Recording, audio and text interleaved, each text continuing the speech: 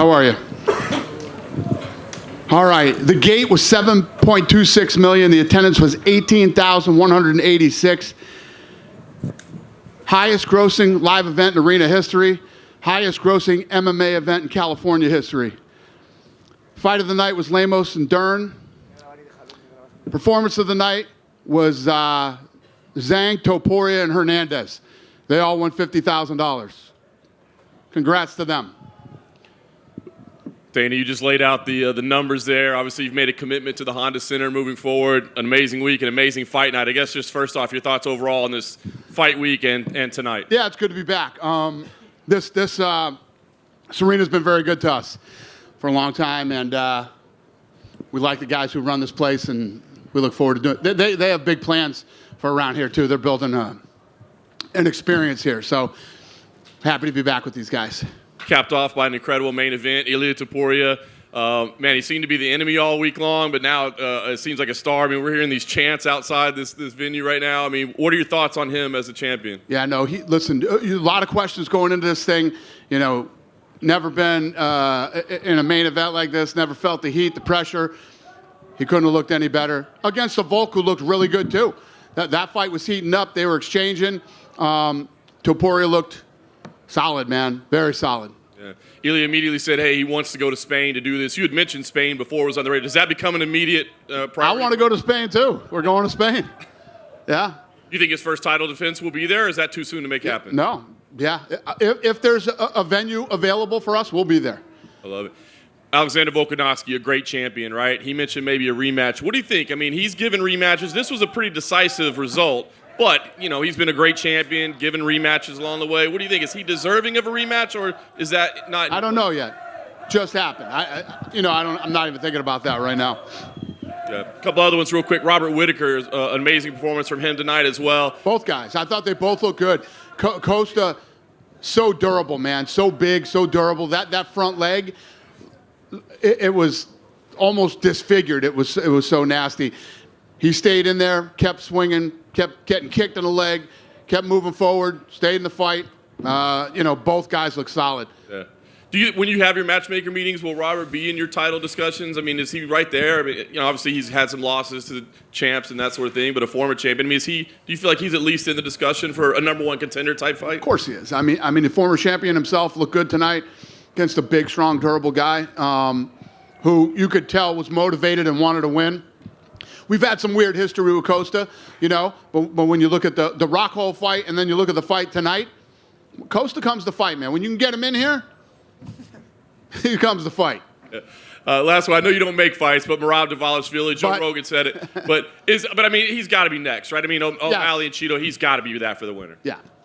And then he looked good tonight, man. He came in and did what he had to. Listen, when you're, in my opinion, you can't take 3 years off in a combat sport. It's never done well for anybody. And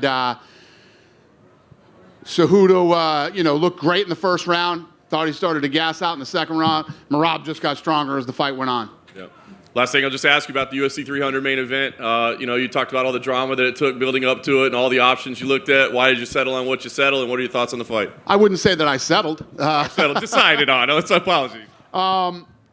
Yeah, listen, we were out there talking to lots of people, trying to make lots of fights, and in this business, it's about taking opportunities. Headlining UFC 300 with all the buzz and all the energy around it. Let me say this: Leon Edwards has had like 3 opponents throughout this thing. Leon Edwards doesn't say no to anybody. This kid is an absolute stud. He's had like 3 opponents thrown at him during UFC 300. Yes.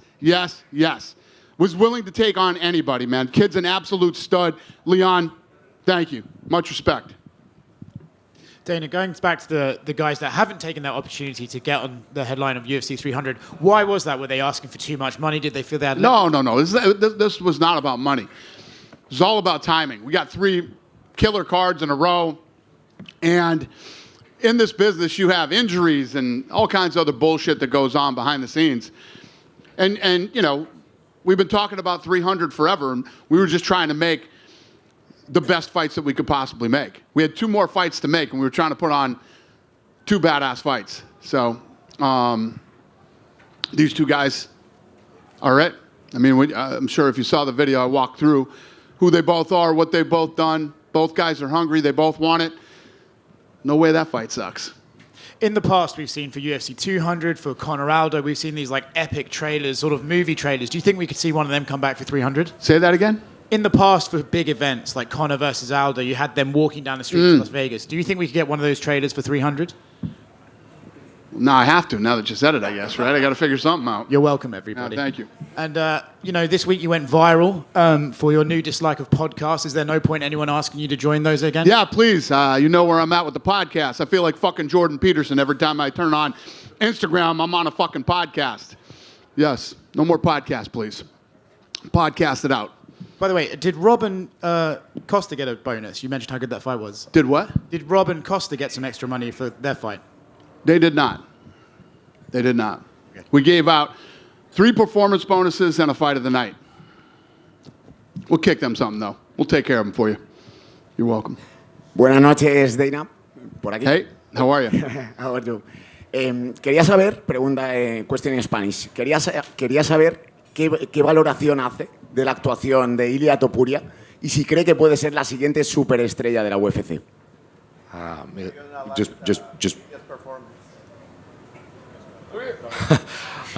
Just wanted to know, what did you think of Ilia's performance, and how do you think of him going forward as the champion of the UFC? Yeah, I think he looked great. Listen, obviously, Volk's one of the greatest of all time, and he's definitely the greatest in that weight class ever. And Topuria looked damn good in his last fight, and he looked damn good tonight. If he keeps his head together and, continues to do what he's doing, he's going to be a force in that division. Es un grande, tuvo una tremenda actuación. Sabemos cómo Volk es un grande también del deporte. Ilia tuvo una actuación tremenda la última vez y ahora. O sea, si sigue así, va a ser tremendo también en el futuro UFC. Volkanovski ha pedido inmediatamente la revancha y ha dicho que no le importaría ir hasta España. ¿Cree Dana que este puede ser un movimiento interesante este mismo año? Volkanovski immediately asked for the rematch, and he said he wouldn't mind going to Spain. Do you think that would be a cool thing to do? Yeah, well, we're definitely going to Spain. Who he's going to be facing, I don't know yet, but I have a lot of respect for Volkanovski. We'll see how that plays out, but as long as there's a venue, we're going to Spain. Definitivamente vamos a España, no sabemos exactamente cuál sería el adversario, pero vamos a ver si sea Volkanovski. Solo tenemos que ver la arena y dónde lo hacemos, pero definitivamente vamos a ir a España. Hablando de la arena, se ha hablado mucho del Santiago Bernabéu. ¿Hay un interés real en intentar hacer un evento en el Santiago Bernabéu, en el Estadio del Real Madrid? Talking about the venue, much has been said about the Santiago Bernabéu, the new stadium for Real Madrid in Madrid. Is there a real interest in actually doing How many seats is that? ¿Cuántos? ¿80,000? Sí, completo sí, la mitad unos 35.000. Full for soccer, 80,000, about 35,000 if you actually cut it into an arena for an event like that. Indoor or outdoor? Indoor. ¿No? ¿Sería todo cubierto? ¿No? There will be. I like it. 35? Sounds good, yeah. Sounds good. Y por último, ¿podría debutar la UFC directamente con un pay-per-view, con un evento numerado en España? And lastly, could the UFC debut in Spain with a pay-per-view? Would it be could the UFC debut in Spain with a pay-per-view? He's the champion. The guy from Spain is the world champion. Yes, it would be a pay-per-view. Es un español. Representa a España como campeón. Definitivamente sería pago por visión. Okay, amazing. Thank you very much, Dana. Thank you, sir. Hi, Dana. Right here. Yeah. I just got one for you. I wonder if you could talk to me about the decision to put Wanderlei Silva in the Hall of Fame. He deserves to be. He deserves to be in the Hall of Fame. Back when, me and the Fertitas got into this sport, and we were huge Wanderlei Silva fans, and everybody that was a hardcore fan back then was a big fan of Pride, and a lot of big stars came out of there, and Wanderlei has done a lot for the sport in the early days, and he deserves to be in there. Yeah. Right here. You got asked about Alexander Volkanovski's future and stuff, but it's 2 knockouts in about 4 months now. Do you think, I know he likes to be so active, but do you think he needs to take a little break now? Yeah. I don't know what he's going to want to do, but that's up to doctors, not me. If a doctor says he's cleared to fight, it's up to the doctor.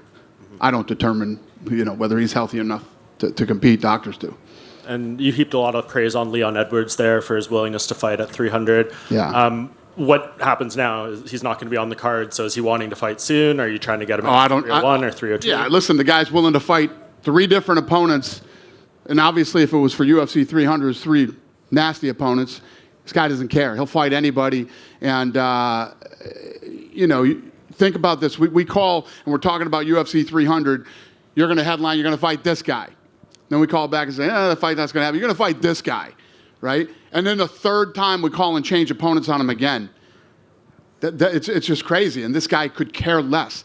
He's up for the challenge. He's ready to fight anybody. I love it. Respect it very much. So you sorted through a few different opponents for him. Where do you go back to next time? Is it still Bilal at the top? I have no idea what we're going to do yet. He's not fighting on 300 when we figure it out. Yeah. Then we'll. And just last thing I wanted to ask you about Mackenzie Dern. She, took another rough loss, but she's been very exciting in these past few. But it's more because she's been on the feet, kind of throwing. I guess what would the advice to someone like her be in terms of evolving and maybe trying to stay away from this type of damage she's taken the past few fights? She's not on the transport thing. Did she? We were. That's fucking crazy. We were convinced that she had a broken orbital in that fight. When she went down with the eye thing, we were convinced it was a broken orbital, and she fought through it. But I'm shocked that it's not. You just reminded me of that, and I just looked. She's not on there. She's so fucking tough, man. She is so tough. And what's your question? Yeah, she's awesome. She's awesome. There you go. And last thing, Mark Zuckerberg walked out with Volk. He was here cage side having a blast during Mackenzie's fight. Did he ask to do that, to walk out, or was that Volk's idea? Volk did. Yeah, Volk asked him to walk with him, and people ask me about that type of stuff. It's like even a guy like Mark Zuckerberg, who, you have everything. There's a couple things in this business. First of all, number one, first and foremost, there's the fight, right? When you have the opportunity to come to one of these fights and sit in the crowd. Hunter was telling me tonight, the guy from Imagine Dragons was like, holy shit, this is one of the, most intense sporting events I've ever been to, and yeah. Then to stand where I stand for a face-off when you got these big fights, it's without a doubt one of the most unique and incredible things to do in your lifetime if you're a huge fan. And the other one would be to walk out with a world champion as he's going out to defend his title.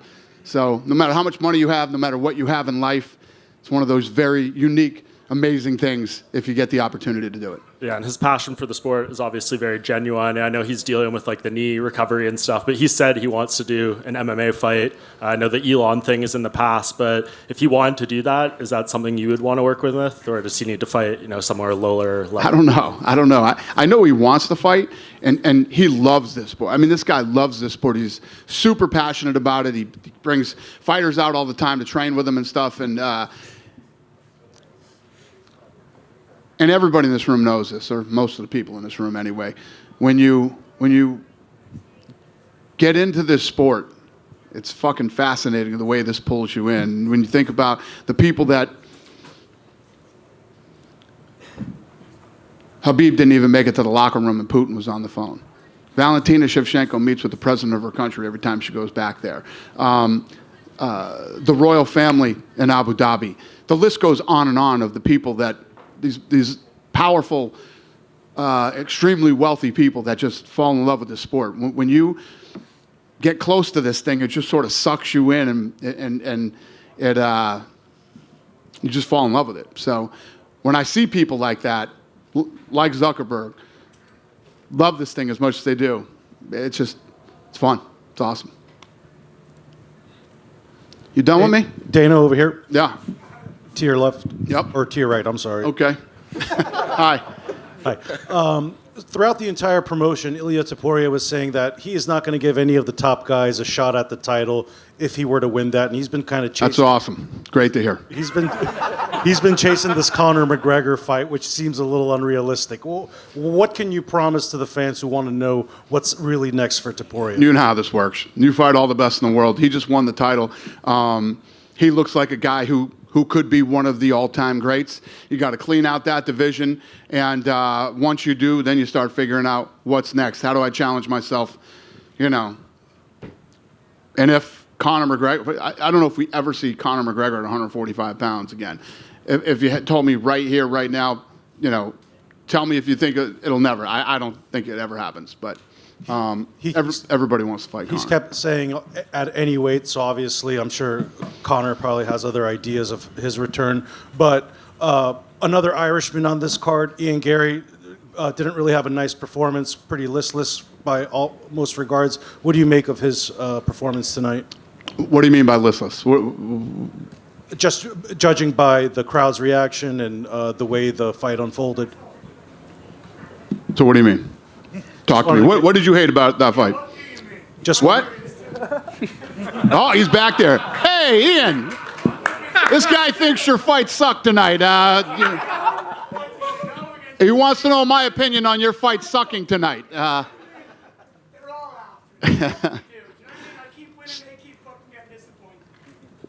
So what are you asking me about the fight? I wanted to get your reaction to the performance because I know you put a lot of weight into what the crowd thinks about the fight. So just wanted to get your. Well, I listen. The crowd came in and paid and broke the all-time California record, the gate record, and things like that. But it was a great card, and to say that his fight wasn't a good fight. Well, it might not have been a great fight compared to the rest of the night with the card, but. When you talk about bad cards, Toronto was a bad card. Toronto, I owe you another one. We'll try to do better next time. But I wouldn't say that listen, did Ian go on and put on an unbelievable performance tonight? Like knock down, drag him out, war, and win a fight? No, it wasn't Whittaker or Costa, but he won the fight. And lastly, UFC 300, now that we have an official main event, what is the co-main event going to be? The co-main event is the other championship fight on the card. Thank you. Yep. Dana back here. Yep. One note, can you walk us through how things came together to switch between the Taffa brothers for the Marcos Rogerio fight? What do you mean? One fell out and the other one came in. Straight up? Did you Straight up. text him, call him, paperwork that fast? One out, one in. Didn't have to change any of the marketing, didn't have to change the posters, didn't have to do anything. Finally, Miranda Maverick opened up the card with a victory. Obviously, up-and-comer. Just what were your thoughts on that performance to open up this big event? Yeah, I mean, for a, to win against a tough veteran like she did, awesome. Unanimous decision, but yeah, good for her. Thank you. Yeah, thank you. Hey, Dan, down here to your right. To your right, down. Hey. Topuria changed his Instagram bio earlier this week to say 15-0 UFC world champion before the fight ever happened. Got it. Goes out there and does that. I mean, what does that say about him and his confidence level? He definitely believes in himself. That's definitely putting yourself out there. You could call that a lot of things. Manifesting, cocky, whatever you want to call it. He made it a reality. He came out and did it tonight in spectacular fashion against the guy who is the best ever in the division, which is saying something considering the fact that Max is in that division too. You have Topuria this month, and then next month is O'Malley and Chito Vera, and O'Malley is a 20-something champion, Topuria is 20-something champion. Is this like the next generation kind of coming up in those weight classes, would you say? Yeah, I mean, if you look at both guys, I mean, Topuria is an absolute stud, man. I mean, the way that he looked tonight, and Volk started to turn it up, and they started trading, and that fight really started to heat up, and he finished the fight. This kid's special. There's no doubt about it. And then obviously, the Miami card. This card's awesome. Miami card's awesome, and then 300 from the first fight of the night to the main event. It's a great card. Do you see stardom from both those guys, Topuria and O'Malley, not just being great fighters, but also being ticket sellers, pay-per-view sellers? 100%. And anytime that you get a guy that can bring us to another market, it's always fun. You know, yeah. If you look, we've been doing this for like 23 years now. Never been to Spain. This will be our first time ever putting on a UFC event in Spain. How fun do you think that's going to be? Last thing, what do you got in that cup there? Is that secret juice? You give me honest. Yeah. No, it's an energy drink. It's a monster. Thanks, Dana. Thank you. Hey, Dana. In 7 UFC fights, Alex Pereira has become a double champion, headlined Madison Square Garden twice. Now headlining UFC 300, can you put into perspective just how big this guy is? Yeah, and how fast he did it in such a short amount of time. 2 different weight classes, a guy coming from basically one style and being able to accomplish what he's accomplished here. Obviously, it was super impressive when Izzy did it, and now this guy did it even faster and in 2 different weight classes. You know, that fight's a little while away, but, you know, Jamahal coming back from Achilles injury, which is devastating for athletes. Yep. How do you see that fight kind of going down? I don't know. It's going to be. I'm friends with Kelsey Plum. Do you know who she is from WNBA? She had the same injury. She came back and won MVP and won a national title. You know, and he's been going to the PI. She recovered from that injury at the PI. So hopefully he's good. Last 2 for me. Was Conor McGregor ever an option for UFC 300? No. And then lastly, I was just wondering if you would give a hint on who Leon Edwards was offered, those 3 opponents. I'll call you later. One question. Yeah. Get over here. Yeah. So at the Power Slap press conference, you mentioned that the UFC 300 main event was in the works and another fight. So now we know Pereira and Jamahal are going to headline 300. So do we have an update on that other fight that you said was remaining to be confirmed? We got one more to make. Yeah. No. Okay. And similar to that video they were asking about earlier, at UFC 200, we saw a special colored canvas for that event. Do you think we'll see the same for UFC 300? Probably, yeah. For sure. I haven't even thought about that yet. Hopefully. But you also signed Kayla Harrison not too long ago. I know it's a signing that a lot of fans wanted to see a while ago, but now it's finally coming to fruition. So what is your take on that signing? Yeah, I think that when you've accomplished as much as you've accomplished outside the UFC as she has, it's a big deal for these guys to come in here. Not just her, MVP, and you know, you've seen others do it, and you know, when you get here, it's a whole nother level. So I think it's going to be great for them to finally get in here and compete against the best in the world. And like you said, MVP as well, Kayla Harrison. So given the situation that the other promotions have had as of late and everything, have you guys had conversations with other guys or girls from the other promotions? What do you mean, as far as like maybe them sucking and not selling any tickets or stuff? What are you asking me? No. Fighters that may be looking for home or something. I know some guys don't have their divisions in the other promotions. They don't have other divisions? There's some like fighters that don't have their respective divisions in those other promotions with the merger. Yeah, listen, if you're part of a shitty promotion that nobody watches and nobody buys any tickets for, and you want to get out of there and go to a place where we sell tickets and people watch, we'll probably see you someday. Last couple. I don't know what you're asking me, but I hope that answered your question. All right, and last one's from me. Daniel Cormier said in the lead up to this fight that this whole build-up from Topuria with this cockiness or arrogance or confidence, whatever you may want to call it, kind of reminiscent to McGregor when he was coming up. So do you agree with that statement? And did you Who said that? Daniel Cormier. I don't know. What are you asking me? Like if you agree with that, just. Can I have a question? So Daniel Cormier said he's cocky and arrogant like Conor. And you're asking me if I agree with that? No, I'm just saying, like, he said that it reminds him a lot of that McGregor build-up when he was making his way onto the big stage and everything. I don't know. What do you think? I think so. I mean, you agree? I agree. Quote him on that one, not me. Dana. Thank you, Dana. Yeah, thank you. Do you have it? Dana over here. Yeah. Henry Cejudo said that he would retire if he didn't win tonight. The gloves were off. He didn't get to go on the mic after the fight. What's his status? And that I have no idea. Listen, Merab was in a position where he wouldn't fight his friend. You know how we love that here when you won't do that. So, you know, I haven't been thrilled with Merab. I don't like that attitude. You fight everybody, you do whatever. Merab went in there tonight and he beat the former champion, Henry Cejudo. Henry Cejudo already retired, okay? He did the whole drop the gloves thing. Tonight was Merab's night. Merab went in there, he fought the number 3 guy in the world, former world champion. He won easily, won the fight. Tonight was Merab's night. If he wants to retire again, he could do that here or somewhere else. You don't give the mic to Cejudo tonight. Tonight was Merab's night. Yep. Dana, right here. While we're on the topic of other promotions, BKFC's head David Feldman spoke very highly of you, called you an ally, and we heard from Mike Perry that there was some sort of offer to buy the promotion. Can you give any life to that claim or any possible talent exchange that might be in the works? I like that guy too. He's a nice guy. First time we met, absolutely no truth in that whatsoever. Any truth to the rumors about possible talent exchange? No. Thank you. Okay.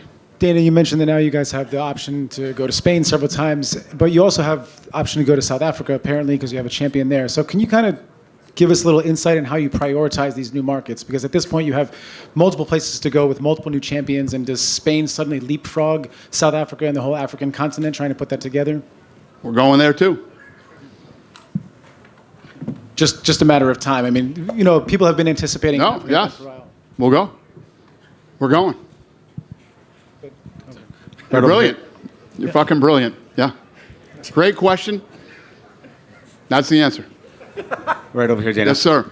With regard to Conor McGregor, what is the holdup with his return? What do you mean? Well, I mean, the Ultimate Fighter was over back in August, and I can't imagine the plan was for him to be out as long as he's been. Well, the first problem was that he broke that shin bone. He was recovering from that. That was one of the reasons we had it on. The other problem is he's fucking rich. And how does that present an issue to you with negotiations? What do you mean? Well, I'll ask, does Conor McGregor... Conor McGregor doesn't need money. So are we at a point here where Conor McGregor may never fight for the UFC? Can you say that? If you had shitloads of money, would you be sitting here right now asking me this fucking question? No. No, you would not. That just answered your question. Well, I answered no. So you're saying there's a chance that Conor McGregor will not fight again for the UFC? I don't know. Conor McGregor's got a lot of money. And, anytime we get Conor, we'll be happy to, be thrilled when he comes and fights. But money complicates a lot of things. He just filmed a movie. He's got to do the press for the movie, and he's got obligations with that. And he does want to fight this year, but we'll see what happens. Is part of the issue that Conor... That's the only issue. Is there an issue, There's no other issue. That's it. Wanting to re-sign him to a longer contract? Conor McGregor has probably been one of the best business partners we've ever had. Doing business with Conor getting Conor to show up to shit on time is a problem. But Conor, as far as the business goes, for a guy, everybody talks about how Conor used to be on the dole and all this stuff. For a guy that was on the dole, Conor McGregor is a very good businessman. And Conor McGregor has always been a great partner to us. There's never any hanging out and haggling for money or, you pay me more money. Conor McGregor has never done anything even remotely close to that. It's the exact opposite. When it's time to dig in and get to work and make money, he's probably the most incredible partner we've ever had, to be honest with you. All right, and I have one last question. With regard to Wanderlei Silva, it was 10 years ago where you said he wasn't going to go into the UFC Hall of Fame, and you said the guy's been Pete Rosed.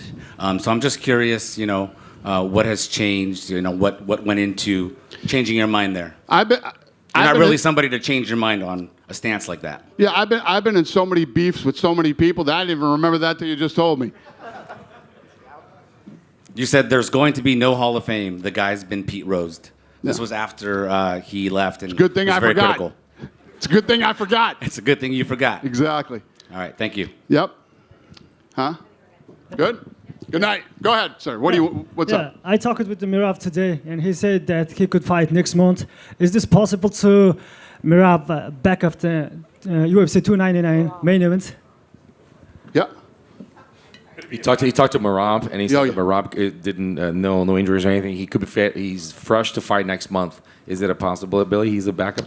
Got it. Yeah. No. Yeah. I mean, I don't know if we already have one, but I don't know. Definitely. How about Umar Nurmagomedov? What about Umar Nurmagomedov? What about him? What about Umar? Yeah. To be a backup? Yeah. To back up. Yeah. I think Umar's got to fight, but yeah, he could be a backup too. Thank you, sir. Thank you.